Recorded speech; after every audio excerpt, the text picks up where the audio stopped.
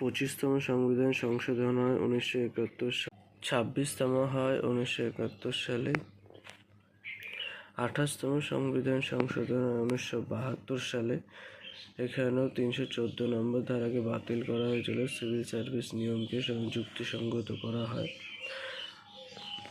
71তম সংশোধন হয় 1973 সালে। লোকসভার আসন সংখ্যা নির্দিষ্ট করা হয়, 525 থেকে বাড়িয়ে 545 করা হয়।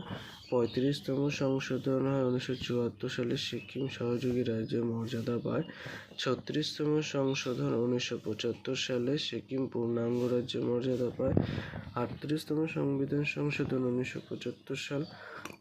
123, 213, 239, 352, 56, 59, 60 রাষ্ট্রপতিকে তফাতকালীন ব্যবস্থা ঘোষণা করার অধিকার দেওয়া হয়।